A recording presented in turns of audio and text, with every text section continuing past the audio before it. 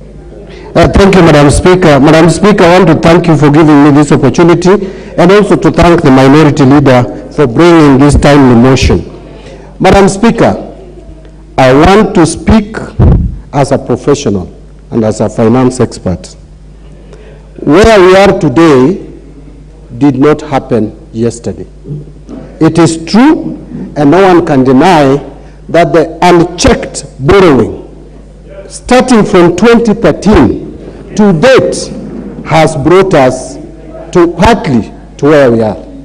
That cannot be denied. And I will tell you for a fact, we have spoken every financial year in this house. I have personally contributed in every budget speech condemning unchecked borrowing. Now we are here, we should have known that when the shilling depreciates, then the debt will rise automatically. If you are paying 900 billion per year, you will pay 1.2 trillion today because the shilling is exchanging at 130 and not at 100 shillings a few months ago. Madam Speaker, I want to also say that having said that, I also talked here when Kenya Kwanza took over leadership. And I said that this is not the time to politic. This is not the time to remind us of what happened in the other election. And I said that this is not the time to talk about who owns what shares. What value is it to you to own shares in a crippling company, which is Kenya? It is collapsing. So what if you own shares? The Deputy President, I want to ask you, if you own shares alone and Mbadi doesn't have shares and it is collapsing, so what? Let us avoid escapism. Let us realize that now that you are in office. Whether you came into that office through the window or the back door, you are there.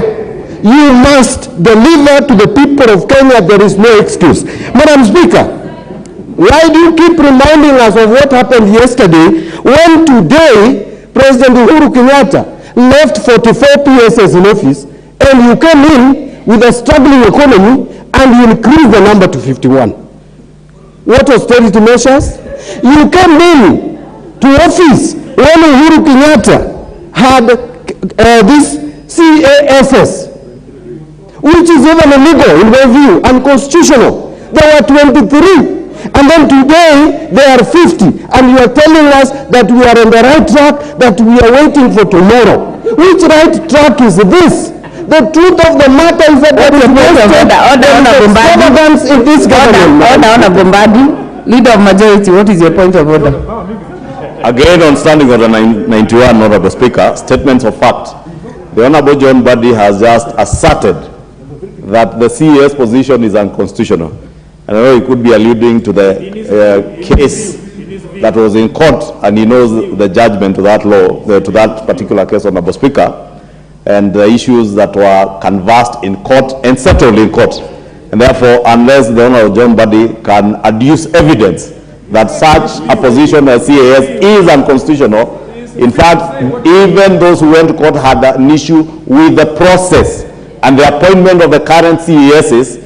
As much as he has appointed the numbers, and that I am not arguing with him, but he cannot contend that that position is unconstitutional because even the issue in court then was on the process. And the process within the appointment of these current CSs has been followed. And he also knows that matter is still in court, Honorable Speaker.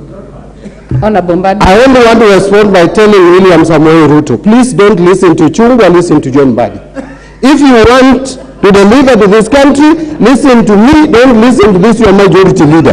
Because, Madam Speaker, what I'm speaking is what will help this country, not these side shows. Madam Speaker, this is the time when we are talking of austerity measures, and you have a government that is buying vehicles, and there are vehicles that are enough for the public officers. This is a time we are talking about austerity measures, and there is a resumption of construction of dams through loans, which dams are just conduits for corruption.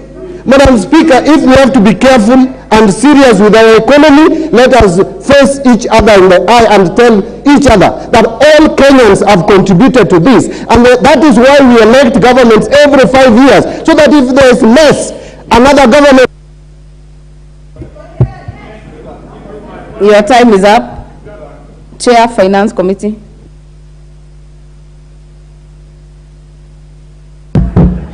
Thank you very much, Honorable Speaker. And